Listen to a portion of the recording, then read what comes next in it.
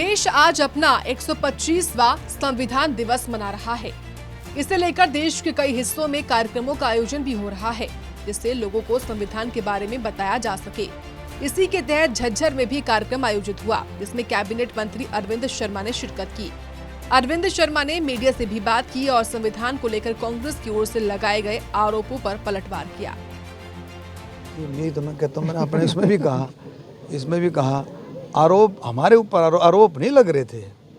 ये एक झूठा प्रचार किया जा रहा था, हमारे ऊपर आरोप नहीं लग रहे। आरोप को तो उसको कहते हैं पत्रकार जी, हमारे दीपक जी, कि जिसने कुछ गलत किया हो। आरोप नहीं, वो झूठा प्रचार किया जा रहा था कि भाई भारतीय जनता पार्टी केंद्र में सरकार में आएगी तो संविधान बदल देगी, और ये झूठे प्रचार करके ही उन लोगों ने कुछ करना चाहा, लेकिन लोगों ने बिल्कुल नकार दिया, हर तरह से नकार दिया।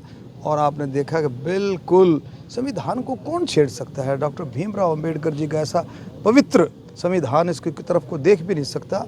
बदलने की तो बात दूसरी है। माननीय प्रधानमंत्री नरेंद्र मोदी जी, जितना सम्मान मोदी जी ने डॉक्टर भीमराव अंबेडकर जी का किया है, संविधान का किया है, मेरा ख्याल इससे पहले किसी प्रधानमंत्री ने इतना सम्मान। महाराष्ट्र चुनाव परिणाम को लेकर कांग्रेस की ओर से ईवीएम पर सवाल उठाए जा रहे हैं, जिस पर अरविंद शर्मा ने कहा कि कांग्रेस चुनाव की हार के सदमे से बाहर नहीं आ सकी है, इससे उन्हें बाहर आ जाना चाहिए। ये उनकी पार्टी है, वो अपने हिसाब से फैसला करेंगे, उनका हाईकमांड करेगा। कौन फैसला करेगा ये इस बारे में मुझे इसमें कुछ कहना नहीं है, लेकिन मैं इतना ज़रूर कहता हूँ भाई कांग्रेस को उस सदमे से बाहर आना चाहिए जो बार बार वो एक ही रट लगाई हुई है, ईवीएम वाले, उस सदमे से बाहर आना चाहिए।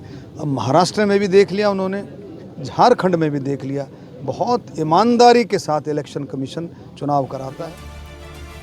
गौरतलब है कि महाराष्ट्र विधानसभा चुनाव में करारी हार के बाद कांग्रेस लगातार ईवीएम पर सवाल उठा रही है। वहीं वो झारखंड चुनाव में भी अपनी जीत पर खुशी का जश्न मना रही है, जिससे ये स्पष्ट है कि कांग्रेस का ईवीएम पर सवाल उठाना कितना सही है और कितना गलत। बहादुरगढ़ से प्रदीप धनखड़ की रिपोर्ट। देश आज अपना 125वां संविधान दिवस मना रहा है। इसे लेकर देश के कई हिस्सों में कार्यक्रमों का आयोजन भी हो रहा है, जिससे लोगों को संविधान के बारे में बताया जा सके। इसी के तहत झज्जर में भी कार्यक्रम आयोजित हुआ, जिसमें कैबिनेट मंत्री अरविंद शर्मा ने शिरकत की। अरविंद शर्मा ने मीडिया से भी बात की और संविधान को लेकर कांग्रेस की ओर से लगाए गए आरोपों पर पलटवार किया। नहीं तो मैं कहता हूँ, मैंने अपने इसमें भी कहा आरोप हमारे ऊपर आरोप नहीं लग रहे थे।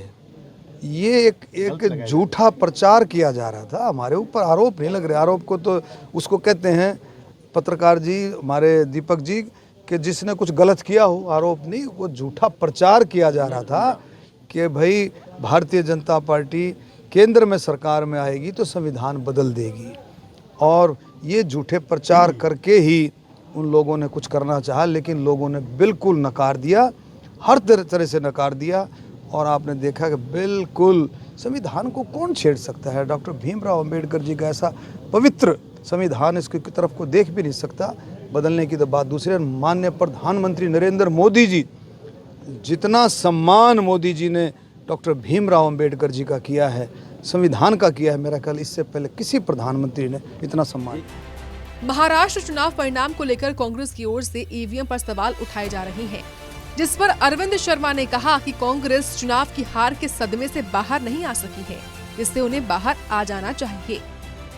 ये उनकी पार्टी है, वो अपने हिसाब से फैसला करेंगे, उनका हाईकमांड करेगा। कौन फैसला करेगा ये इस बारे में मुझे इसमें कुछ कहना नहीं है, लेकिन मैं इतना ज़रूर कहता हूँ भाई कांग्रेस को उस सदमे से बाहर आना चाहिए जो बार बार वो एक ही रट लगाई हुई है, ईवीएम वाले, उस सदमे से बाहर आना चाहिए।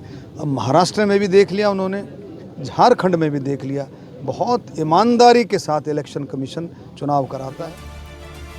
गौरतलब है कि महाराष्ट्र विधानसभा चुनाव में करारी हार के बाद कांग्रेस लगातार ईवीएम पर सवाल उठा रही है। वहीं वो झारखंड चुनाव में भी अपनी जीत पर खुशी का जश्न मना रही है, जिससे ये स्पष्ट है कि कांग्रेस का ईवीएम पर सवाल उठाना कितना सही है और कितना गलत। बहादुरगढ़ से प्रदीप धनखड़ की रिपोर्ट।